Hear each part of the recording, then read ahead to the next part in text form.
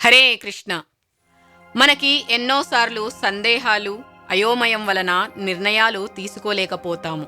ఒక్కోసారి తాత్కాలికంగా ఉన్న ఈ జీవితం మీద కూడా విరక్తి కలుగుతుంది. అంటే డిప్రెషన్లోకి వెళ్ళిపోతాము. ఆ సమయంలో తీసుకునే నిర్ణయం కూడా సరైనదిగా ఉండదు. మనం తప్పుడు భావనల్లో చిక్కుకొని పోతాము. ఇలాంటి భ్రాంతుల నుండి బయటపడితేనే మనకు మన నిజస్వరూపం, లక్ష్యం స్పష్టంగా కనిపిస్తుంది. అప్పుడు మనం మన జీవితంలో సరైన వ్యక్తుల నుంచి మార్గదర్శకత్వం పొందాలి. వారి మాటలను వినడం, నమ్మడం, ఆచరణలో పెట్టడం చాలా ముఖ్యమైనది. మన చేత అయినంత మనం చేయాలి. ఫలితం ఆ భగవంతుని యొక్క బాధ్యత. మనసు స్పష్టంగా చేసుకోవాలి. స్పష్టతకు తోడు ఆచరణ కూడా చాలా ముఖ్యమైనది.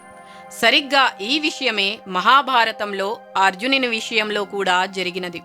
అర్జునుడు కృష్ణుని దగ్గరికి ఒక శిష్యునిగా వెళ్ళినట్లే మనం కూడా మన జీవితంలో సరైన వ్యక్తుల దగ్గరకు వెళ్ళి నిజమైన సమస్య తెలుసుకోవాలి.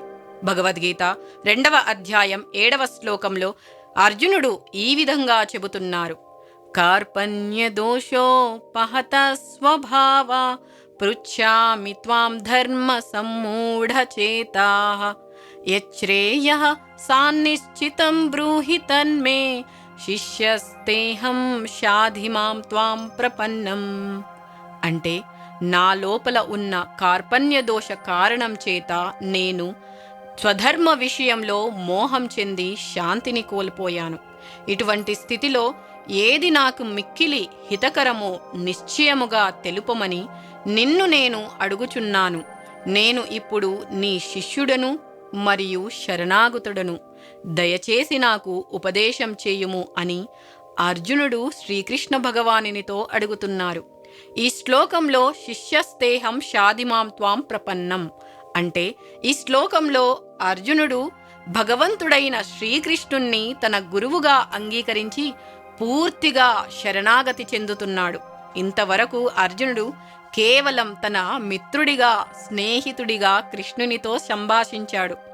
కానీ ఇప్పుడు అతను తన అహంకారాన్ని వదిలిపెట్టి స్వయంగా శిష్యుడిగా మారి కృష్ణుని శరణాగతి పొందాడు. అర్జునుడు తన ధర్మం ఏమిటో తెలియక భయంతో, సంశయంతో, భ్రమతో బాధపడుచున్నాడు. కాబట్టి భగవంతుని బోధ అవసరమని అంగీకరించి నేను నీ శిష్యుడను, నాకు బోధించు అని ప్రార్థిస్తున్నారు. మనిషి జీవిత సమస్యలను పరిష్కరించుకోవాలి. అయితే ఎవరైతే ఆత్మ అనుభవం, విజ్ఞానాన్ని అర్థం చేసుకోకుండానే ఒక జంతువులాగా ఈ ప్రపంచంను విడిచిపెట్టిపోతారో అటువంటి వాళ్ళనే లోభి అంటారు. మనకి మానవ జన్మ అత్యంత విలువైన సంపద. జీవిత సమస్యలను పరిష్కరించుకోవడానికి దానిని మనం ఉపయోగించగలగాలి.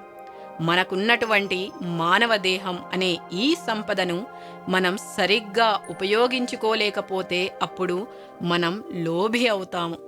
ఈ జన్మ ఎలా ఉపయోగించాలి అని తెలిసిన వారే బుద్ధిమంతులు అని మనకి ఈ శ్లోకం ద్వారా అర్థమవుతుంది.